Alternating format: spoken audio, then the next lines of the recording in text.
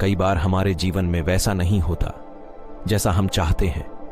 हमारे इच्छा के विरुद्ध चीजें हो जाती हैं, पर समय बीतने के साथ हमें यह एहसास होने लगता है कि जो बात हमें उस वक्त सही नहीं लग रही थी, उसी बात का आज हम ईश्वर का धन्यवाद कर रहे होते हैं।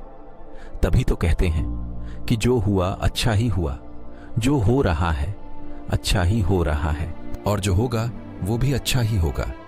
एक बहुत ही सुंदर कहानी आपको मैं सुनाता हूं। एक राजा था जिसका एक फलों का विशाल बगीचा था। उसमें तरह तरह के फल लगे हुए थे और उस बगीचे की देखभाल एक किसान और उसका परिवार किया करता था। किसान उस बगीचे से तैयार और मीठे फल रोज शाम को राजा के लिए ले जाता। एक दिन किसान ने बगीचे में आके देखा कि नारियल, अमरूद, सेब, अंगूर, बेर सब पके हुए थे। किसान सोचने लगा कि कौन से फल आज राजा के लिए लेकर जाऊं। फिर न जाने उसके मन में क्या आया। उसने अंगूर की टोकरी भरी और राजा के लिए लेके महल की ओर चल दिया।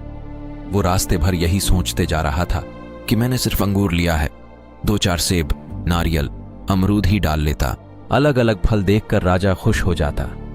ये सोचते सोचते वो महल के बाहर पहुंच गया। उसने अंगूर से भरा टोकरा राजा के सामने रख दिया और थोड़ी दूर जाकर बैठ गया। राजा पहले से ही किसी दूसरे ख्यालों में खोया हुआ था। वो किसी बात से परेशान या नाराज था। वो अपने ही ख्यालों में गुम राजा टोकरी से एक अंगूर निकाल कर खाता और एक खींचकर किसान के माथे पर निशाना लगाकर मारता। राजा द्वारा फेंका अंगूर जब किसान के माथे या शरीर पर लगता तो किसान कहता, ईश्वर बड़ा ही दयालु है। राजा फिर एक अंगूर खाता और किसान को निशाना लगा के खींच के मारता, और जब वो किसान को लगता तो किसान फिर कहता, ईश्वर बड़ा ही दयालु है। थोड़ी देर बाद राजा को अपनी गलती का एहसास हुआ। वो सोचने लगा कि मैं किसान के साथ कितना गलत कर रहा हूं और फिर भी उत्तर क्या आ रहा है। राजा ने किसान से पूछा, मैं बार बार अंगूर फेंक कर तुम्हें मार रहा हूं और तुम्हें लग भी रही है, फिर भी तुम कह रहे हो कि ईश्वर बड़ा ही दयालु है।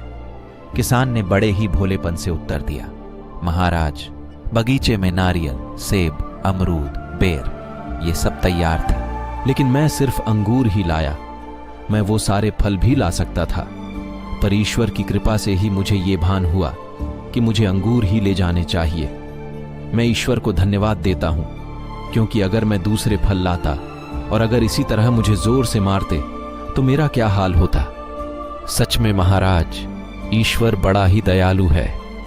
दोस्तों, यदि जीवन में किसी मोड़ पर सही या आपके हिसाब से न घटित हो तो धैर्य रखना, क्योंकि समय अपने राज समय आने के साथ ही खोलता है, और उस समय हमारे मुंह से यही निकलता है कि जो हुआ अच्छा ही हुआ। आज के लिए बस इतना ही।